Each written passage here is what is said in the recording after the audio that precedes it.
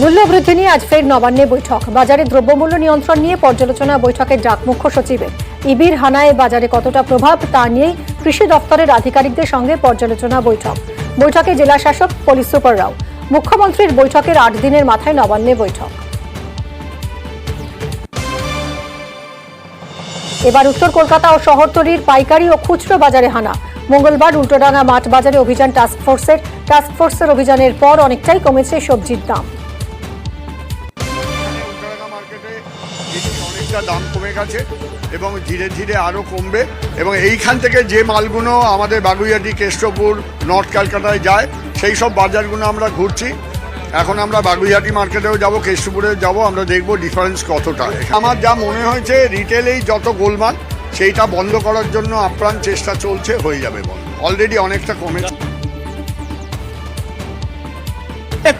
অনেক কমেছে। তা বেগুনের দাম তখন ছিল 700-800 টাকা পাল্লা, সেই হিসাবে বেগুনের দামটা অনেক বেড়ে গেছিলো। এখন বেগুনের দামটা মোটামুটি নর্মাল আছে, তাও মোটামুটি একটু বাড়তি ছিল, মোটামুটি সব লেভেল অনুযায়ী এখন আছে। কেন এই দামটা বেড়েছে? মোটামুটি আমি যে আয়ত্ত করতে পারছি, তখন মানে এই গ্রীষ্মকালে যে রোদ্রের যে একটা তাপ ছিল, তাপের জন্য ফলনটা কম হয়েছিল, মানে যোগান কম ছিল, সেই জন্য দামটা বেশি ছিল। এখন যেহেতু বর্ষার জলটা পড়েছে আমাদের এখানে, সবজির দামটা একটু কমে গেছে। বাগুইহাটি পুরাতন বাজারে টাস্কফোর্সের অভিযান। বাজারে সবজির ঊর্ধ্বমুখী দাম নিয়ে বিক্রেতাদের সঙ্গে বাগবিতণ্ডায় জড়ালেন টাস্কফোর্সের সদস্যরা। টাস্কফোর্সের সদস্যদের চলে যাওয়ার পরই দাম বাড়ানোর অভিযোগ ক্রেতাদের। অন্যান্য বাজারের তুলনায় এখানে সবজির দাম বেশি বলে দাবি টাস্কফোর্সের। মনিটরিং চলছে, দাম না কমলে স্থানীয় পুলিশ ব্যবস্থা নেবে বলে জানান টাস্কফোর্সের সদস্যরা। খুচরো বিক্রেতাদের একটা অংশ দোকানে বসে বসে মাল নেয়, ফোনে মাল পাশের দোকান থেকে নেয়, হোলসেলার যা রেট লিখে দেয় সেটাই চুপচাপ নেয়, নিয়ে তার উপরে পার্সেন্টেজ চাপিয়ে বিক্রি করে। এরা জানেই না যে আজকের বাজার খুলেছে 1360, এদের এখানে কেনা 1410। এই যে ডিফারেন্সটা, এই ডিফারেন্সটা তো 1 টাকা 2 টাকা ডিফারেন্স এমনি হয়ে যাচ্ছে কিলো প্রতি। আমরা বলেছি যে যদি এগুলো ঠিকঠাক না করেন তাহলে আপনারা বিপদে পড়বেন। যে ওই অফিসাররা আসবে, আপনাকে তুলে নিয়ে ডেকে নিয়ে গিয়ে লগাবে ঢুকিয়ে। একের পর এক কীর্তি ফাঁস জয়ন্তর। এবার আড়িয়াদহের দোলপিড়ি মোড়ে টাকা নিয়ে টোটো স্ট্যান্ড তৈরির অভিযোগ। চাঁদার নামে টোটো থেকে তোলা আদায়ের অভিযোগ জয়ন্ত ও রাহুলের বিরুদ্ধে। জয়ন্তর দাপটে রিক্সা চালকদের হুমকি ও অত্যাচারের অভিযোগ টোটো চালকদের বিরুদ্ধে। শুধু অত্যাচারই নয়, রিক্সা স্ট্যান্ডের চালকদের সব রুটে যেতে বাধাও দেওয়া হতো বলে অভিযোগ। এটা রাহুল গুপ্তা বলে একজন ওনার, মানে জয়ন্তের ডান হাত, ও হলো এই টোটোর সভাপতি। সে এই টোটোগুলো চলাকালীন হপ্তা তোলে, দিনে 10 টাকা 20 টাকা করে এরকমভাবে টাকা তোলে, মানে জোর জুলুম করে। এখান থেকে 10 টাকা করে টাকা প্রতিদিন অন্তর একটা টাকা তোলা হয় প্রতি টোটোর পেছনে। রাহুল গুপ্তা দিনের স্ট্যান্ড এখানে দোলপিড়ি মোড়ে, এখানে বেআইনিভাবে টাকা খেয়ে অটো স্ট্যান্ড তৈরি করেছে জয়ন্ত সিং তালতলা মাঠ ক্লাবের ওনারাই করেছেন। এখন ওরা দুদিন এসে আমাদের এখানকে বিতাড়িত করছে, মানে যখন তখন হুমকি দিচ্ছে, চাবি গাড়ি নেবো, মারধর করবো, এই সমস্ত বলে আমাদেরকে মানে আতঙ্কিত রাখছে আমাদেরকে। টোটোর জন্য আমরা গাড়ি চালাতে পারছি না। প্রকাশ্যে জয়ন্তর আরও কীর্তি। এবার কামারহাটির 8 নম্বর ওয়ার্ডে কারখানার জমি দখলের অভিযোগ জয়ন্ত সিং এর বিরুদ্ধে। কারখানার পাশে থাকা পুকুরের কিছুটা অংশ বুঝিয়ে আবাসন তৈরিরও অভিযোগ জয়ন্ত তার অনুগামীদের বিরুদ্ধে। এই বাতাসা ফ্যাক্টরিটা জয়ন্ত সিং ও তার গ্রুপরা মিলে সব দখল করে এখানটা আপনারা দেখতেই পাচ্ছেন প্রমোটিং করে দিয়েছে। তো ওই জন্যেই বলা যে যেখানে এই এলাকায় যত এদের এতই কষ্ট, এই এলাকায় যতই জমি থাকছে, জমি বলুন বেআইনি যা বলুন সব ওরা দখল করে সব জায়গাটা ওরা প্রমোটিংয়ের দিকে নিয়ে যাচ্ছে আর সব দখল করছে করে। খুলতে পারছে না, কেউ খুলতে পারছে না, আমারই মতো সবার অবস্থা। আতঙ্ক তো অবশ্যই আছে। আমি এই বাইক দিচ্ছি, পরে যদি আমার কিছু হয় সেই আতঙ্ক তো আমার সবসময় লেগে থাকবে না। আড়িয়াদহ ইস্যুতে সতর্ক তৃণমূল। কামারহাটিতে তৃণমূলের বৈঠকে একাধিক নির্দেশ সৌগত রায়। প্রমোটারদের সঙ্গে কোনো সম্পর্ক রাখা যাবে না, আগে সম্পর্ক থাকলে তা সূত্রে নিতে হবে। সংবাদ মাধ্যমে মুখ না খোলার নির্দেশ। জয়ন্ত কাণ্ডের পর কড়া অবস্থান তৃণমূলের। এর আগে যখন ও বুম্বাকে মেরেছিল তখন তো ও গ্রেপ্তার হয়েছিল। আমি তো বারবার বলছি যে পুলিশ যথেষ্ট কড়া ধারা ওর বিরুদ্ধে দেয়নি, সেই জন্য ছাড়া পেয়েছে। পুলিশকে বলেছে যে কঠোরতম শাস্তি, সবচেয়ে কঠিন ধারা ওর বিরুদ্ধে দেওয়া উচিত। অভিযুক্তকে ধরতে গিয়ে আক্রান্ত পুলিশ। কুলতলির পয়তারহাট এলাকার ঘটনা। পুলিশ সূত্র খবর, প্রতারণার মামলায় অভিযুক্তকে ধরতে যায় পুলিশ। অভিযোগ, সেই সময় পুলিশকে লক্ষ্য করে গুলি চলে। ঘটনায় 2 মহিলাকে গ্রেফতার করেছে পুলিশ। কুলতলির প্রতারণা চক্রের চাই সাদ্দাম সর্দার। তার বাড়িতে গোপন সুড়ঙ্গের খোঁজ পেল পুলিশ।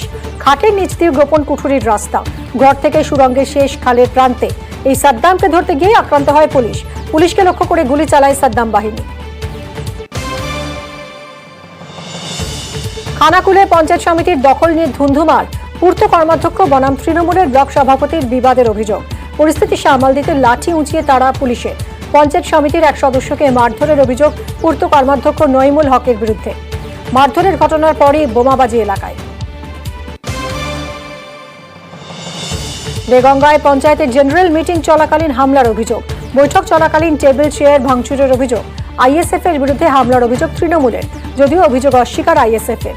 পাল্টা তৃণমূল পঞ্চায়েতের বিরুদ্ধে উন্নয়নমূলক কাজে বাধা দেওয়ার অভিযোগ আইএসএফ এর। প্রতিবাদ করায় হাতাহাতি বচসা। খুব ঝামেলা ঝক্কি হচ্ছিল, আমি প্রথম থেকেই ছিলাম। দেখেছি ওদেরও বলেছি আমরাও বাড়ি যা, এই ঝামেলা করছিল পঞ্চায়েত সবার। কি নিয়ে ঝামেলা করছিল? কিটা নিয়ে হচ্ছিল আমরা জানি না, পঞ্চায়েতে ঝামেলা হচ্ছিল, তখন আইএসএফরা ঝামেলা করছিল এখানে এসে। তারপরে পঞ্চায়েতে ভাঙচুর করছিল ওরাই, আইএসএফরা। তারপর আমরাও থেকেইছি, চলে যা, ঝামেলা করিস নে। কোনো হামলা হয়নি? কোনো হামলা হয়নি। ওরা ওজন হামলা করে? ওরাই হামলা করেছে, ওরাই মারতে এসেছে। গেটে তালা মারতে ছিল, তালা চাবি হাতে ছিল। জেনারেল মিটিং থাকাকালীনই মিটিংয়ে উপস্থিত হই। সেখানে কাজের ভাগ বাটোয়ার, যে কোন কোন সংসদে কীভাবে কাজ হবে, কোন কোন বুথে, আমাদের পঞ্চায়েতে 24টা বুথ আছে, বিরোধীরা কাজ পাবে না। আমি সেখানে প্রশ্ন করলাম যে প্রধানকে, যে বিরোধীরা কাজ পাবে না কেন? তাহলে আপনি একটা লিখিত দিন যে বিরোধীরা এই অঞ্চলে কোনো কাজ পাবে না। তারপরে ওরা আমাকে চেয়ার থেকে টেনে মারধর করে বলে, চলো ফাঁকে চলো, তোমার কাজের স্বাদ মিটিয়ে দেবো, অঞ্চলে আসতে পারবি না। তো এটা কি পঞ্চায়েতে বসেই হচ্ছিল? পঞ্চায়েতের ভিতরে অর্ধেক টাকা ঢুকেছে, অর্ধেক টাকা ঢুকেই। সেহেতু আমরা কিছু বুথের কাজ করার পরিকল্পনা নিয়েছিল আজকে জেনারেল বডিতে। যিনি আইএসএফের মেম্বার আমাদের জাহাঙ্গীর আলম, বাইরে থেকে কিছু লোকজন নিয়ে আসে, তারা অভিযোগের মতো কথাবার্তা বলে এবং আমাদের পঞ্চায়েতের কিছু চেয়ার ভাঙার পরে আমাদের কর্মীরা তাদেরকে এখান থেকে তাড়িয়ে নিয়ে, এবং তার মধ্যে যদি কারোর কিছু হয় সেটা আমি বলতে পারবো না, তবে চড়াও হয়ে যে মারধর করা এই ধরনের কোনো ঘটনা ঘটেনি। তৃণমূল পঞ্চায়েত সদস্যের বাড়ি লক্ষ্য করে বোমাবাজির অভিযোগ। ইসলামপুরের গোবিন্দপুর এলাকার ঘটনা। দুষ্কৃতীদের বিরুদ্ধে বোমাবাজির অভিযোগ। তবে কি কারণে পঞ্চায়েত সদস্যের বাড়ি লক্ষ্য করে বোমাবাজি তা স্পষ্ট নয়। ঘটনায় আতঙ্কিত পরিবার।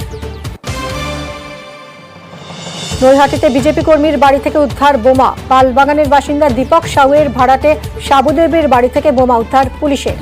ছেলে বিজেপি করে, তাকে ফাঁসাতেই তৃণমূল এই বোমা রেখেছে বলে অভিযোগ সাবুদেবী। পাল্টা সাবুদেবীর ছেলে মিঠুন পাসওয়ানের বিরুদ্ধেই তৃণমূল পার্টি অফিসে বোমা মারার অভিযোগ তৃণমূলের।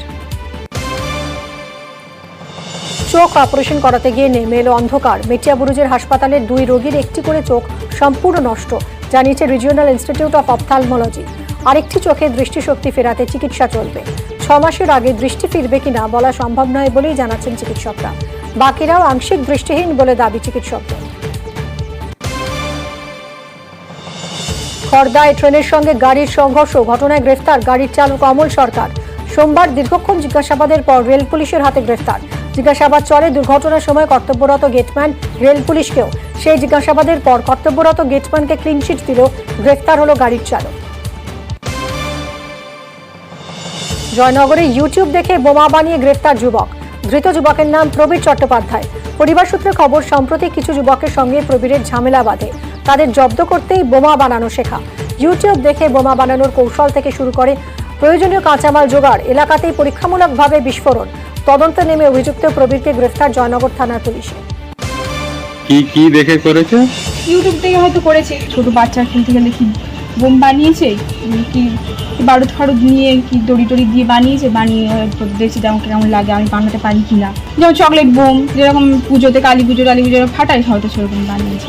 ওর কি খুব মোবাইলের নেশা ছিল?